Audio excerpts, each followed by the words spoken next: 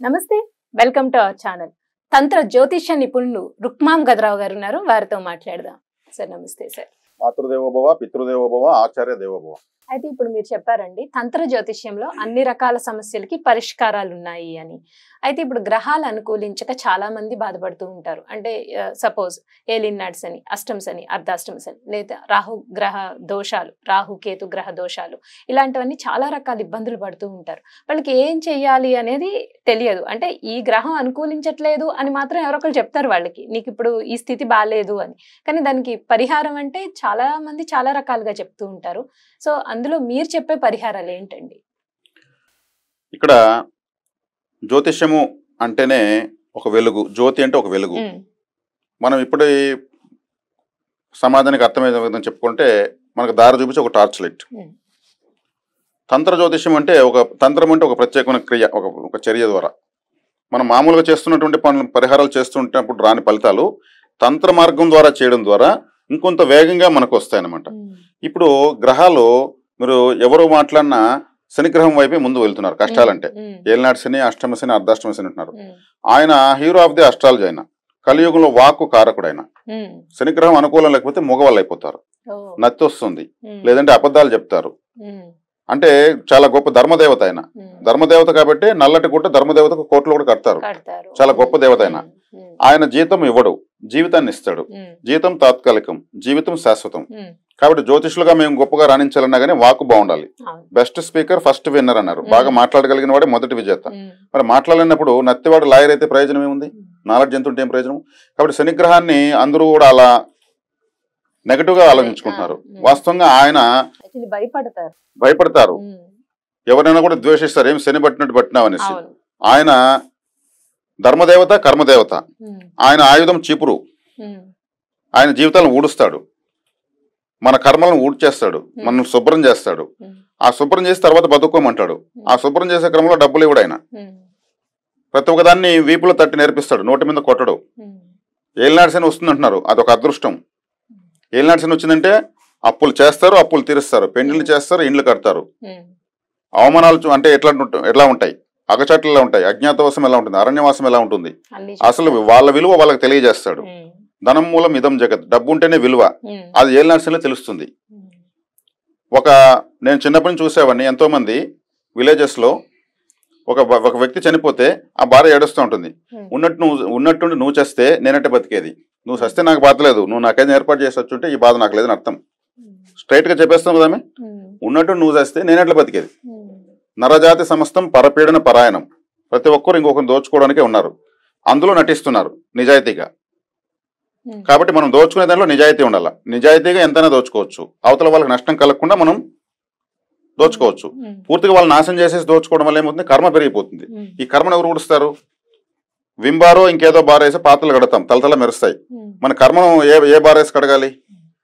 దానికి ఉన్నటువంటి ధర్మదేవతే శనిగ్రహం. కాబట్టి ఏలినాటి శని అనగానే మేము ఎవరికి భయపించం. మీరు చక్కగా ఇంక 7.5 సంవత్సరాల పాటు జీవితంలో ఈ జన్మ ఎత్తిన దానికి ఒక సార్థకత అనేది తెలుసుకోబోతారని చెప్తాం. ఆయన కష్టాలంటే భయపడతారు. ఆయన ఒక ఆర్మీ ఆఫీసర్, ఎక్కడ కాంప్రమైజ్ అవ్వడు. శనిగ్రహం మన ఫైల్స్ అన్ని దుమ్ము దులిపి ఎత్తుతాడు. గత జన్మలో చేసిన కర్మలో మనం ఈ జన్మలో అనుభవిస్తున్నాం. రుణానుబంధ రూపేణ పశుపత్ని సుతాలయ. రుణ అనుబంధ రూపేణ అంటే మనం యొక్క అప్పులతో ఉన్నటువంటి విషయంతోనే మనం ఇక్కడ జన్మ తీసుకున్నాం. పశుపత్ని అంటే ఎవరు? పశు అంటే సంపద, పత్ని అంటే భార్య లేదా భర్త, సుత ఆలయ అంటే పిల్లలు, బంధువులు, వీళ్ళంతా. రుణంతో స్టార్ట్ అయింది ఈ శ్లోకం. ఆ రుణం ఎంత ఉందో చూస్తాడు ఆయన, దాన్ని అనుభవింపజేస్తాడు. ఇంకెవరు వస్తారు? జీతాలు ఇచ్చే గ్రహాలు 6 నెలలు సంవత్సరం ఉండి ఏమర్చేసి వెళ్తాయి. ఎంత వీళ్ళు పెండింగ్ ఉంది, దాన్ని తీర్చడానికి వీళ్ళు ఏం అనుభవించాలి అని మన చేత అనుభవింపజేసి ఒక కడిగిన ముత్యంలాగా మన చేతిలో మన జీవితాన్ని పెట్టేసిపోతాడు. కాబట్టి ఇక్కడ మనము ఈ జన్మలో చేసిన తప్పులు వీళ్ళు ఎక్కేసుకుంటూ ఉంటాం. నేను ఏ తప్పు చేయలేదంటాం. గత జన్మలో చేసినవి ఉంటాయి కదా, పెండింగ్ ఫైల్స్ అంటారు వాటిని టేబుల్ పైకి తీసుకున్నటువంటి గ్రహమే శనిగ్రహం. కాబట్టి శనేశ్వరుడికి మనం భయపడాల్సిన అవసరం, ఆయన ఆరాధించాలి. కాబట్టి ఎలా ఆరాధించాలి? ఆయన సేవకు మాత్రమే లొంగుతాడు. తైలాభిషేకాలకు శని సింగనాపూర్కి వెళ్తే నవ్వుకుంటాడు.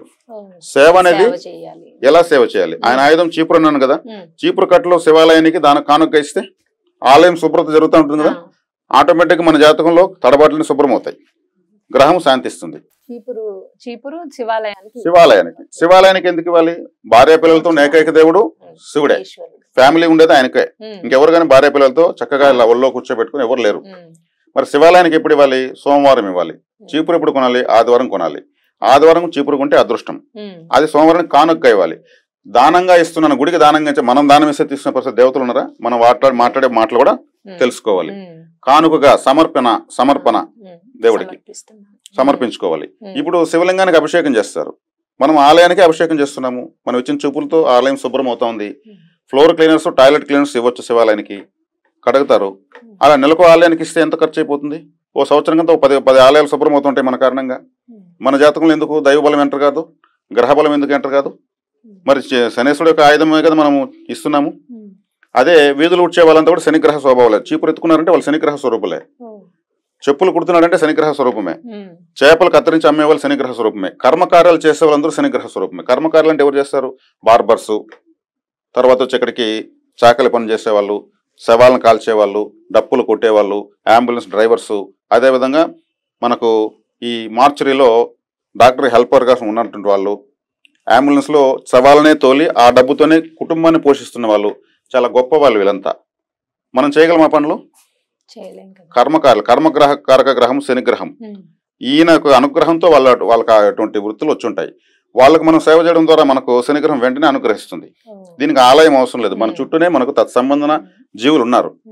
వాళ్ళకు చక్కగా ఒక పెరుగన్నము ప్యాకెట్, ఒక వాటర్ బాటిల్ ఏమైపోతుంది? హ్యాపీగా తింటారు, ఆ వాటర్ తాగుతారు. వాటర్ ఇస్తున్నామంటే చంద్రగ్రహాన్ని ఇస్తున్నాం, వాటర్ ఇవ్వడం లేదు, చంద్రుడిని ఇస్తున్నాం.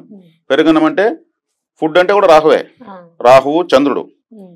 మన జీర్ణాశయం గురుగ్రహము, ఆకలి బాధకు శనికారకుడు. గురుగ్రహం ఫుల్ఫిల్ అయిపోతుందా? ఫుడ్ తినగానే ఆకలి తీరిపోతుందా? శనిగ్రహం రిలాక్స్ అయిపోయిందా? ఈ సంతోషం కలుగుతుంది అన్నం తిన్న తర్వాత తృప్తి. అది శుక్రుడు. ఇప్పుడు 4 గ్రహాలు యాక్టివేట్ అయినాయా? ఇంకా దీనికి ఆలయం ఎందుకు? దీనికి యంత్రం ఎందుకు? నవరత్నం ఎందుకు? అలా అన్నదానం ఎక్కువ చేయడం వల్ల గ్రహాలు అనుకూలిస్తూనే ఉంటాయి. మరి కర్మ సంబంధ కార్యాలు చేస్తున్న వాళ్ళకు మనం దానం ఇస్తున్నాము. మరి శనిగ్రహాన్ని అనుకూలింపు చేసుకోవడం ఎంత సులభం? దీనికోసం క్షేత్రాలు అవసరం ఉందే. 5 క్యారెట్లు రాయి పెట్టుకోండి, 8 క్యారెట్లు పెట్టుకోండి, 1 క్యారెట్ ఇంత అంటారు. కొనుక్కోలేని వాళ్ళు ఏం చేయాలి? ఇదే తంత్రం. మేము ఇలా డిజైన్ చేస్తాం పరిహారాన్ని. ఇలా చక్కగా ఇస్తా ఉండే కొద్దికి శనిగ్రహం బాధ పెడుతుంది అప్పుడు కూడా, కానీ ఫలితం ఇస్తుంది. బాధపడి ఫలితం రాకపోతే ఇంత కష్టపడి ఫలితం లేదనుకుంటాం. కష్టం పెడతాడు, ఫలితం ఇస్తాడు. అబ్బా నేను కష్టపడ్డాను, తృప్తిగా ఉంటుంది. కాబట్టి శని లేకపోతే పని అంటే ఏదైనా చేస్తున్నామంటే శనే కర్మకార గ్రహం. కాబట్టి కర్మ అంటేనే శని. ప్రపంచం శనిగ్రహం లేకపోతే లేదు. ఆయన మనం అర్థం చేసుకోకుండా మనం నెగటివ్ గా అంటున్నాం. దేవతను నెగటివ్ గా మాట్లాడకూడదు. కాబట్టి ఆయుష్కారకుడు కూడా ఆయనే. మన ఆయుష్ ఎంత ఉందో నిర్ధారించేది ఆయనే. ఆయన ఎంత గొప్ప దేవత. మరి కుక్కలకు, వీధి కుక్క, స్ట్రీట్ డాగ్స్ కి ఫుడ్ ఇవ్వడం వల్ల కూడా శనిగ్రహం అనుకూలిస్తుంది. ఎందుకలా? కుక్క కాలభైరుడు వాహనం, కాలభైరుడు శిష్యుడే శనేశ్వరుడు. వాహన సేవ చేస్తున్నాం. కాలభైరుడు అంటే ఎవరు? ఆయన ఒక వాల్ క్లాక్, కాలభైరవుడు. మన టైంని ముందుకు నడపగలడు, వెనక్కి నడపగలడు, ఆపేయగలడు. మరి ఆయన వాహనాన్ని సేవ చేస్తే ఆయన కూడా అనుగ్రహిస్తాడు కదా. ఎవరు కారుపైన రాయేశ్వరుని ఒప్పుకుంటారా? మరి తుడిస్తే ఏముంది? అభినందిస్తారు కదా. సేమ్ అలాగే కుక్కలకు, వీధి కుక్కలకు ఆహారం ఇవ్వడం ద్వారా శనిగ్రహం అనుకూలిస్తుంది.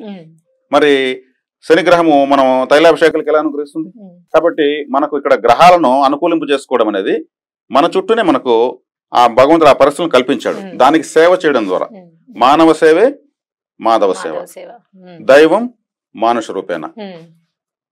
కాబట్టి నిగ్రహం లేని వారు విగ్రహం దగ్గరికి వెళ్తారు, నిగ్రహం ఉన్నవారు తాము ఎక్కడున్నా. చాలా సింపుల్ చిన్న రెమెడీస్ తో గ్రహాల అనుకూలత కలుగుతుంది అనేది చాలా చక్కగా వివరించారండి. ధన్యవాదాలు.